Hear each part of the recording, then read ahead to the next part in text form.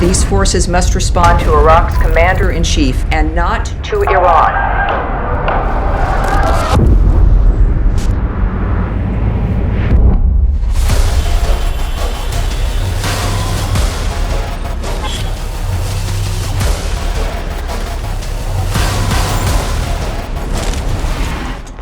عضلات بومانا وبهزبون الشيعة دبي ياساي حشد شعبي للبرلمان حرتي ببريد. رسالة السيد السيستاني انه الوضع القادم للعراق تكون الحرب اشد والحرب اخطر.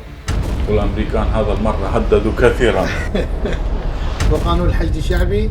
يمضي رغم على انوف الامريكان. ولعن عدو يا علي.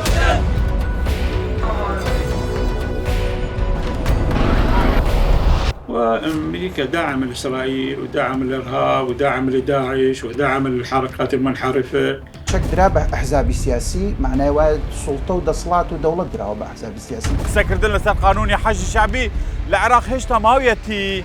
بوي وباز بكم.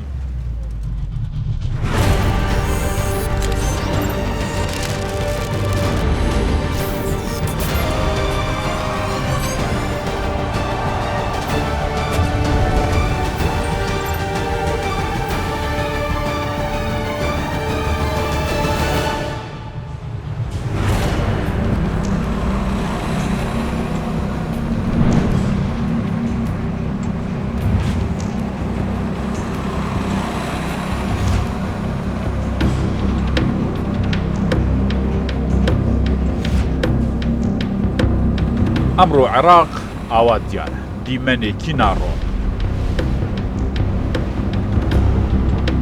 لبغداد تنها گردلولی خولنیه که دیمن دشاره توا بلکو یک یاسا لوانه بود دیان سال سیمای عراق بگورد یاسای حشد شعبی خریک حق و شتک بگورد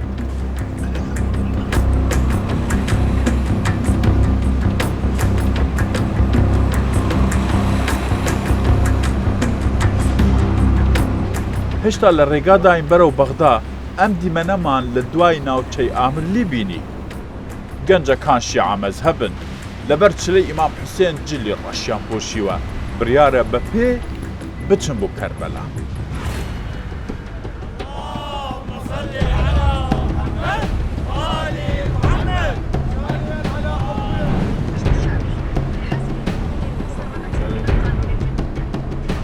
سربازانی عراقی ئەوان و عەقیدەیان دەپارێزن بەڵام ئەم دیمەنە لەوە گەورەترە کە دەبینرێت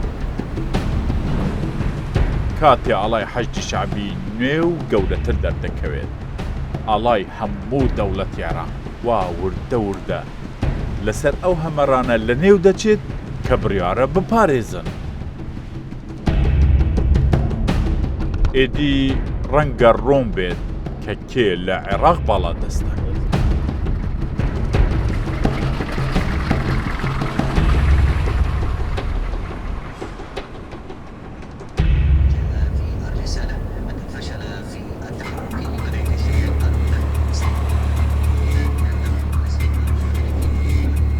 جيشنا دروازي شعب لبغدا دوخكا آلوس ديارة اما دكاري بو سيستمو هيزي كي نوي دكريت بو بەرگری لەو سیستەمە حەشدی شعبی بە هەمان ناو بەڵام بە ناوەڕووک و هێزێکی گەورەتر ئامادە دەکەن.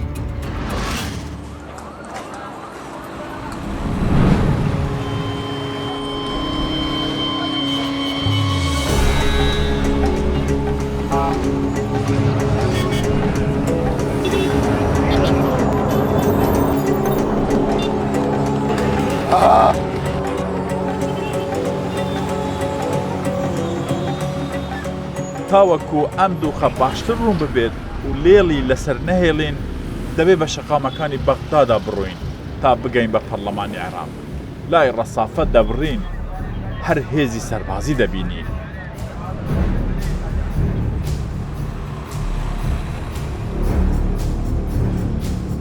ئێرە پەرلەمانی عێراق یەک پرسیار لەم پەرلەمانە هەیە هەمووان چاوەڕێی وەڵامەکە دەکەن ئێمەش دروست بۆ ئەم پرسیارە لێرەین ئایا پروژە یاسای حەشدی شعبی تێدەپەڕێت یان نا لە دەستی ڕاستی پەرلەمانی عێراق فراکسیۆنی سادیقون هەیە کە نوێنەراتی عەسائیبی ئەهلی حەق دەکەن لەلایەن ئەمریکاوە لە لیستی تیرۆردان.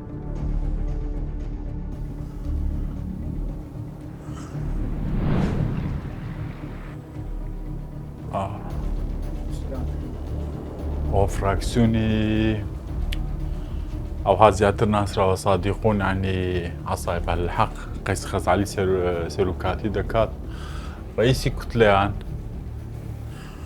پێشتر مقابلەم کردو بوو لەگەڵ ئێستا نوێژ دەکاتن نوێژی شیعە جیازە لە نوێژی سونە پرسیاری لێ ئەکەین لەسەر قانونی حەجی شەعبی تێدا پەڕێیان نا ئەکەونە ژێر هەڕەشەکانی ئەمریکا یان هەڕەشەکان قبول ناکەن و قانونەکە تێدا پەڕێنین بەڵامیان پرسیارە لەم فراکسیۆنە بە تایبەت لە ناو شیعە گرنگە وەربگرین.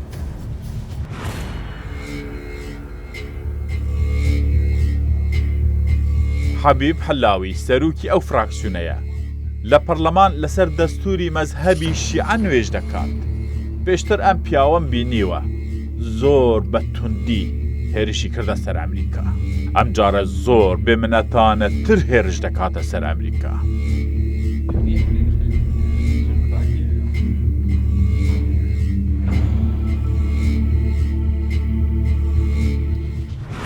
ئەمجار ئەمریکا هەڕەشەی زۆری کردووە. ئێوە دەترسن؟ نا ئێمە ناترسین. ئێمە بووین ئەمریکامان لە عێراق دەرکرد و هەموو پلانەکانی ئەمریکاش لە عێراق دەردەکەین. یاسای حەشدی شەعبیش تێدەپەڕێنرێت و هەر تێدەپەڕێت لەسەر لوتی ئەمریکا تێدەپەڕێت لەمەوەی ئەم خۆڵەی پەرلەمانی عێراق بە ئیزنی خۆ. بەڵام ئەمریکا داوای لە هەمووانی کردووە لە حکومەت سەرۆکاتی پەرلەمان کە نابێت ئەم یاسا تێپەڕێت. ئەگەر تێنەپەڕێت ئەگەر یاسای حەشدی شەعبی تێنەپەڕێت گەل ئەوانە سزا دەدات کە فەرمانیان لە ئەمریکا وەرگرتووە. پرسیارێکە دەڵێت ئایا حەشت هێزێکی سەربازیە یان ئەمنیە یان هەردووکیانە؟ هێزێکی سەربازی ئەمنی هەواڵگری دەستگایکی ڕوونە. حەشد ئاسایش و هەواڵگری خۆی هەیە. دەوڵەتێکە لە نێودەوڵەتدا. دەوڵەت لە نێو دەوڵەتدا نییە بۆ دەستگایەکی ئەمنی و فەرمان لە سەرۆکوەزیران وەردەگرێت. بۆ نازانم بۆ ئەو هەموو تۆمەتانە بۆ حەشدی شەعبی دروست دەکەن. ئێوە بوو دژی ئەمریکان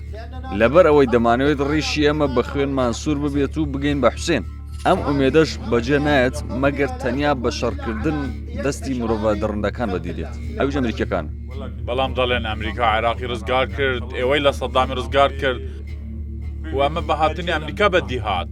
کە ئەمریکاها دەڵێن پیان بڵێ شێخ حەبیب گوتی با بگەڕێنەوە خۆیان لەگەڵ با بگەڕێنەوە نێو کەسوکاری خۆیان. سەربازانی ئەمریکا ژن و کچی خۆیان بەجێهێشتووە با بگەڕێنەوە ناو خێزانی خۆیان. أنت تقبل واحد يدخل ببيتك؟ الأمريكان يقبلون واحد يدخل بأمريكا؟ حەلاوی هەندێک پەیامی هەڕەشە ئامێز ئاراستەی ئەو لانەنا دەکات کە دژی ئەم یاسایان. بە تێپەڕاندنی یاسای حەشدی شەعبی زۆر کەس داوای لێبوردن دەکەن و جەڵتە لە زۆر کەس دەدات. ئێمە سازش لەسەر حەشد ناکەین لەبەرەوەی هەستی بەرگریان هەیە. پێت وایە سەدا چەند تێدەپەڕێت و سەدا چەند تێناپەڕێت؟ بەو کەشوهەوای ئێستا لە پەرلەمان دەیبینین تێدەپەڕێت.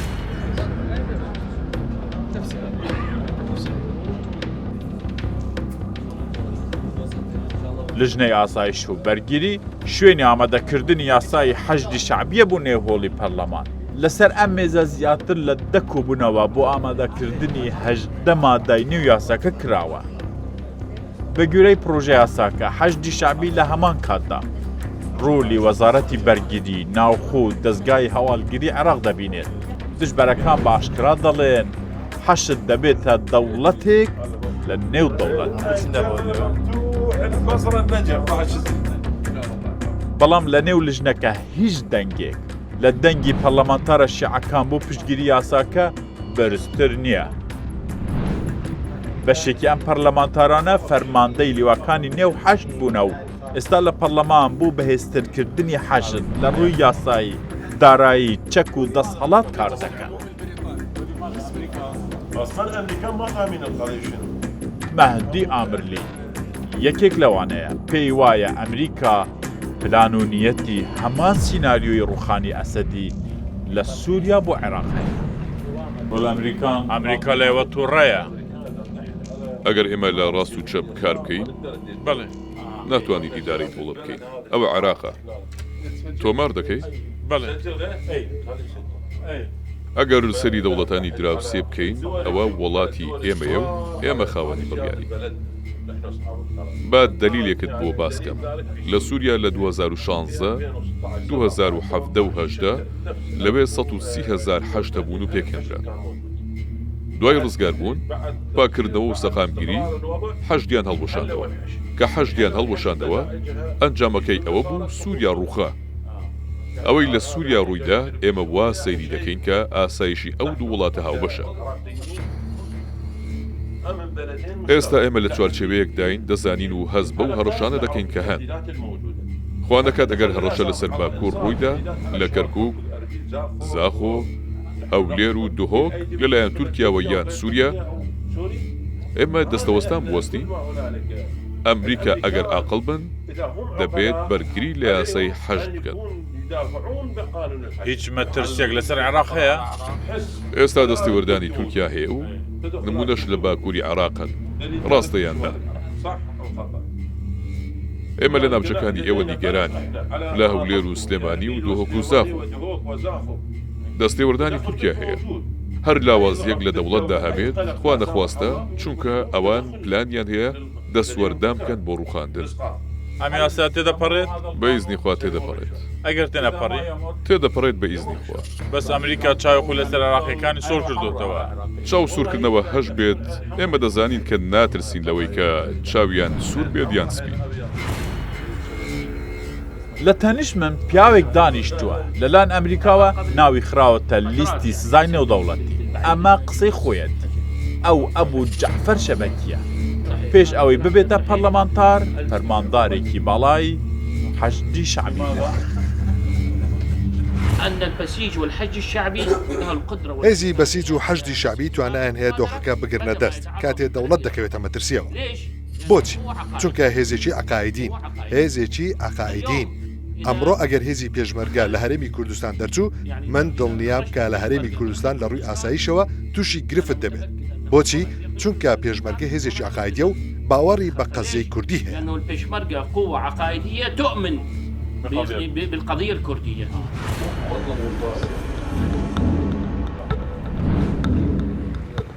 سەرروکی لژنەی ئاسایش و بەرگری لە پەرلەمانی عێراق ڕوونتر لە مەبەستی دەرچوونی یاسای حەشدی شەعبی قسەی کرد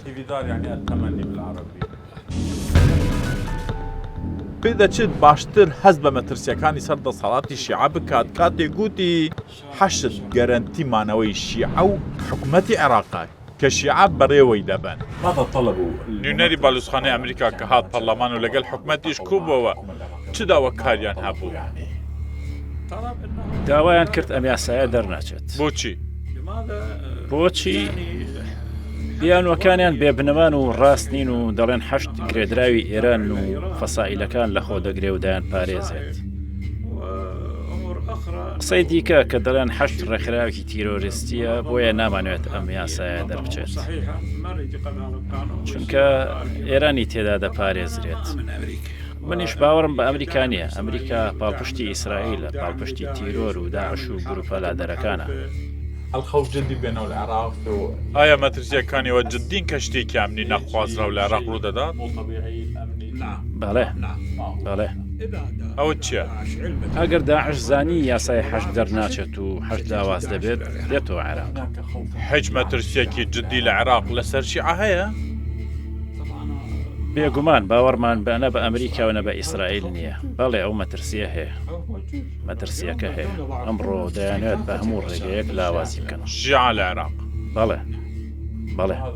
بۆیە هێزی حەجی شەعبی بۆ ئێوە گەرانتیە بۆمانەوەی دەسەڵات لە عێراق من وا داڵێم من دەڵێم حەشت گەرانتی ڕاستەقینەیە بۆ مانەوەی حکوومەتی عێراق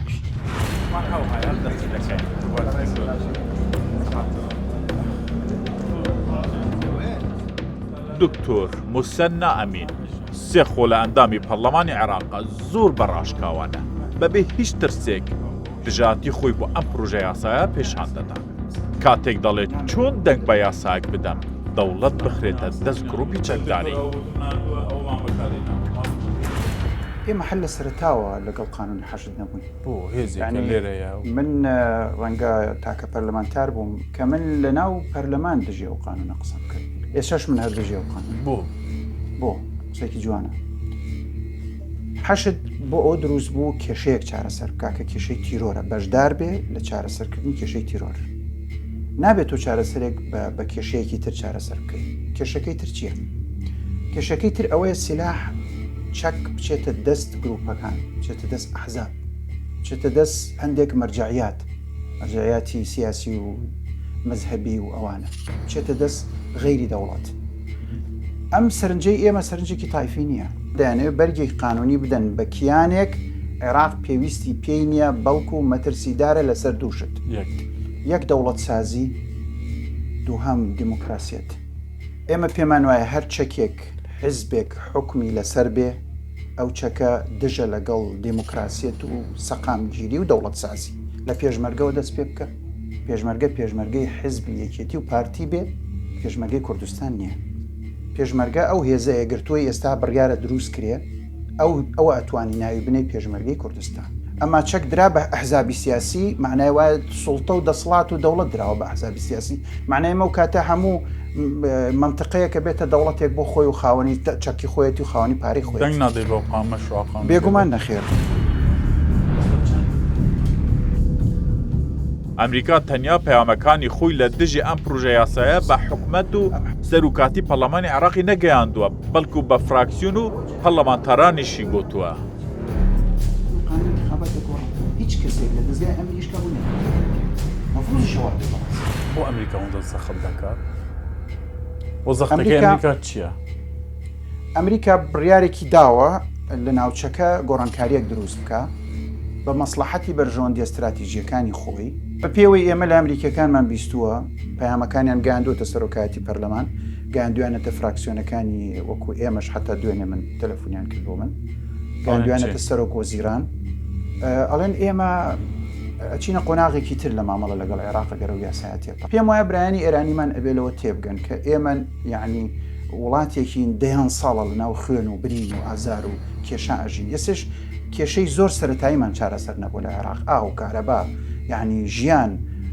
قوتابخانە ئێمە لە جەنگیان دەیان ساڵە ئێستا کاتی ئەومان نییە بچین ناو جەنگێکی تر لەگەڵ ئەمریکا لەسەر قەزیەیە کە هیچ ناگۆڕێ لە بابەتەکە و ئاساری ئەم قانونە ئێستا دەرناکەوێت ئاساری ئەم قانون لە دوای 10 ساڵی تر دەرەکەوێت 10 ساڵی تر کە کۆلیجە سەربازیەکان وەجبە دەرەکەن و 10 ساڵی تر کە چەکە استراتیژیەکان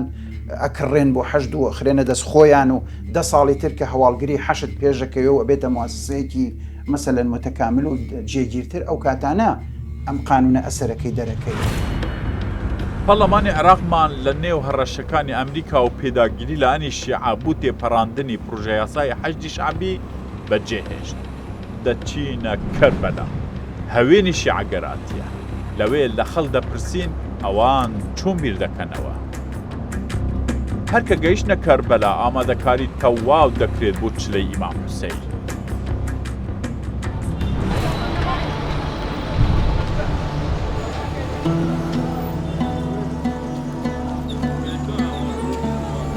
یەک دوو پرسیارم کرد زانیم لێرە لە سیاسیەکان زیاتر پشتگیری بە هێزبوونی حەشدی شعبی دەکەن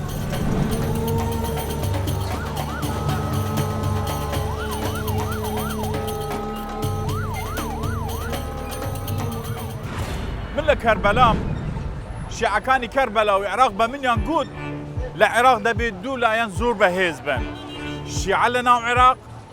سوڵتەی عێراق کە شیعەیە ئەوەی ئەم دوانە دەپارێزێتن هێزی حەشدی شعبیە بوویە سازشکردن لەسەر حەشدی شعبی لای شیعەکان هێلی سوورە قسەکردن لەسەر قانونی حەشدی شعبی لە عێراق هێشتا ماویەتی بۆیەوە باز بکەم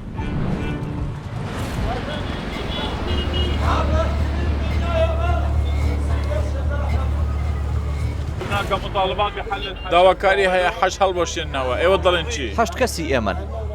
ئەوانەی وا دەڵێن زگڕەشن زگڕە شوقین لە دڵن؟ ئەگەر حەشت هەبێت هیچ مەترسێک لە عێراقدا نییە ئەی ئەگەر حەشت نەبێت مەترسی لەسەر عێراق هەیە و مقەدەساتی عێراق پارێزراو نابن ئێوە حەجی شعبین ئێستا هەوڵێکە یاسای لە پەرلەمان لەسەر حەشت تێپەڕێت و هەندێکیش دەڵێن با حەشت هەڵبۆشێتەوە ئێوە لەگەڵەوەن ئێمە هەڵاوەشێنەوە چارەسەر نییە بۆچی ئەوەی ئێمە عەقیدەی و بۆ مقەدەسات هاتوون بۆیە هەڵاوەشێنەوە ئێوە کام هێزن بەس حەشت هەڵبۆشێتەوە ڕۆژی دووەمدا ئەژێت ئێمە حەشی شەعبین ئەمریکا داوای کردووە کە دەبێ هەڵبۆشێنەوە ئەوە بۆ ئێمە گرنگ نییە بۆ ئێوە گرنگ نییە گرنگ نییە نا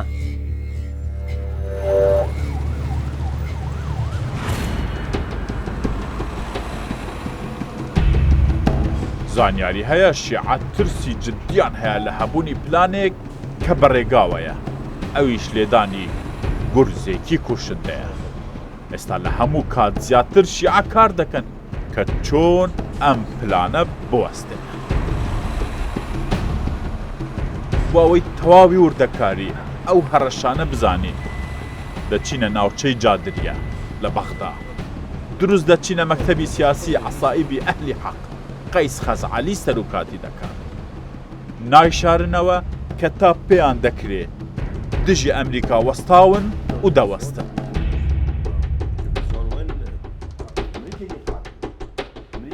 سەلام ئەلجەزائیر ئەندامی مەکتەبی سیاسیە و حزبەیە لە هەوڵەکانی ئەمریکا بۆ ڕێگیریکردن لە یاسای حەشت پڕن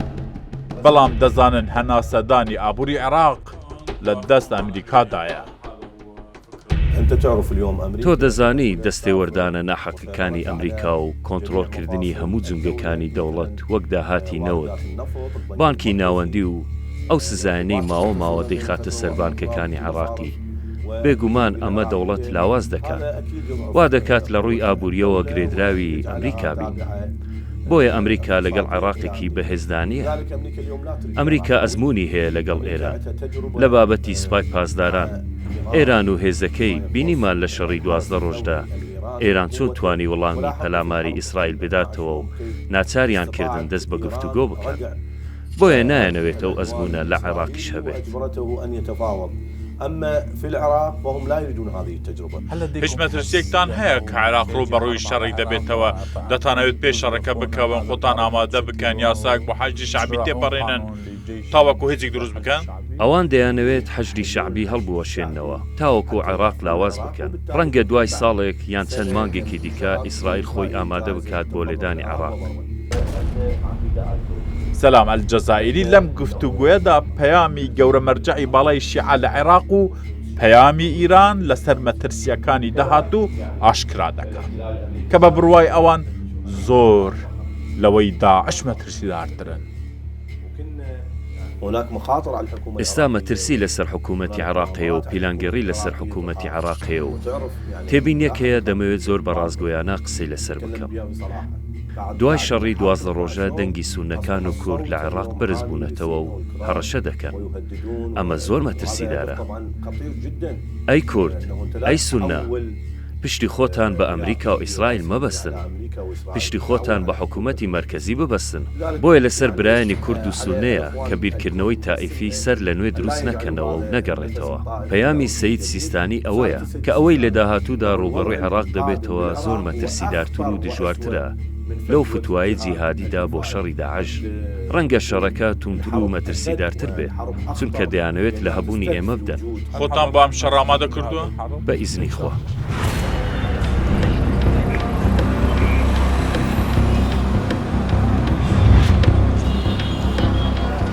ئێرە دڵی بەغدایە ناوچەی سنەک و شۆرجەیە خەڵک لە شەردایە بۆ پەیداکردنی هاڕووی ژیانیان بەڵام نازانن کە شەڕی ڕاستەقینە لە بەرەکانی جەنگەوە گواسراوەتەوە بۆ دەرچواندنی یاسایی حەشدی شەعبی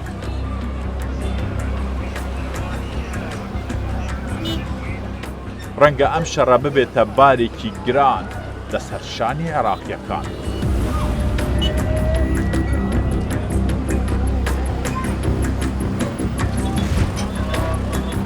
ئەوەی باری هەڵگرتووە یان ئەوەی چەکی هەڵگرتووە هەردووکیان بۆ یەک ڕێگا دەچن کە دەگوترێ بە دەرچوونی ئەم یاسایە حەشد ئێدی حکمی عێراق دەکات